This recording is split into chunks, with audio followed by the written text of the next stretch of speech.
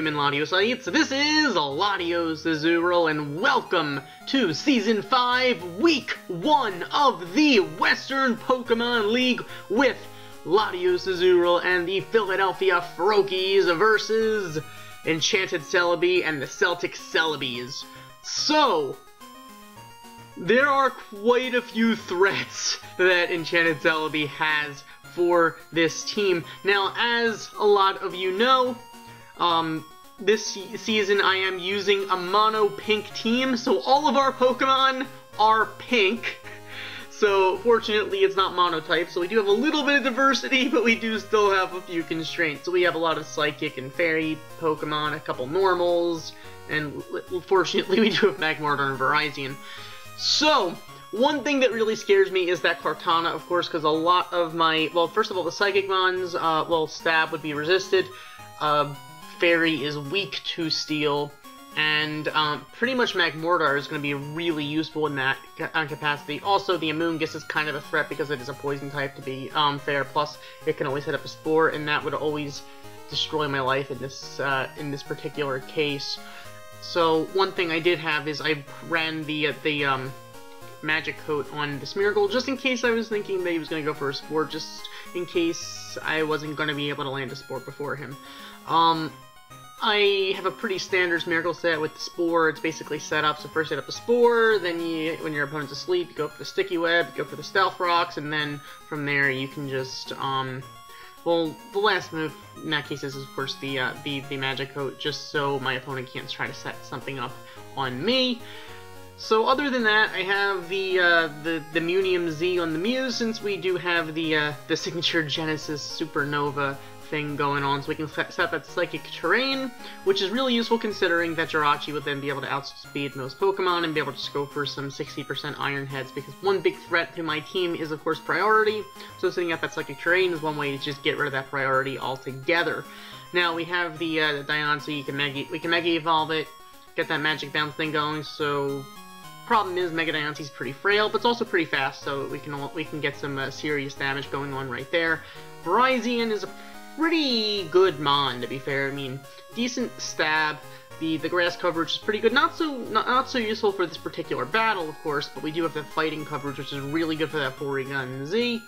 And we have Magmortar, who's rocking that Assault Vest, and just the Fire-type coverage is really good for this mono-pink team, to be honest. Of course, I also have Flamethrower on the Mew, and also, just in case, because I was afraid of that Kartana, I do have Fire Punch on the Jirachi, but I'm not going to have to use it anyway since Scarf, so I'd probably end up going for Iron Head if I was going to end up using it in that particular case.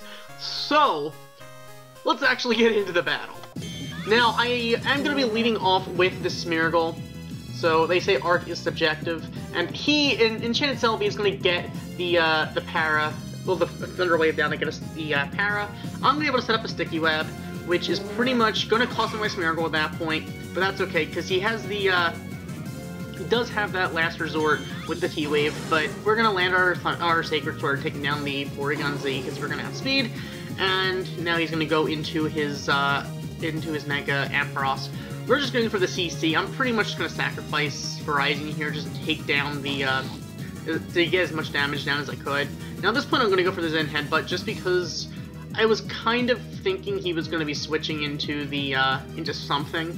I didn't think he was going to want to sacrifice his Ampharos anyway. So here he's actually going to Baton Pass into his Amoonguss.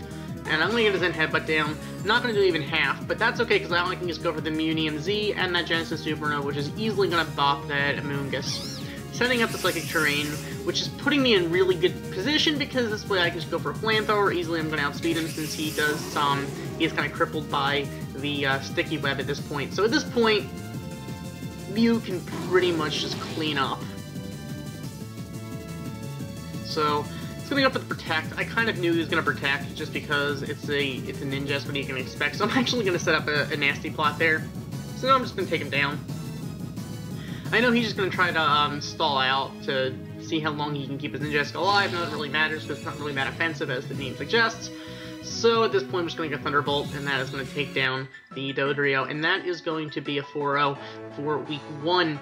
Now, for a mono pink team, I mean, it definitely could have gone either way. The thing was, getting that sticky web up really made a huge difference in this case, because that Kartana could have wrecked this entire team.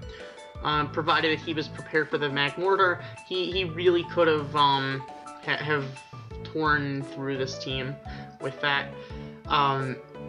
Jirachi would have outsped, but there's only so much I could do, because like, if I went for the Fire Punch, then I'd have to hard switch out again, because especially if he was going to get into the Ampharos, because I wasn't able to do much damage there, especially because that would give him a free Cotton Guard, and then I probably wouldn't be able to take that thing down very easily. Of course, provided I still had Mew alive, it'd probably be in pretty good shape, but at the same time, the Kartana would probably take down Mew. That said, I didn't end up needing to use half of my team because of what, well, I guess Smeargle and Mew were able to take care of.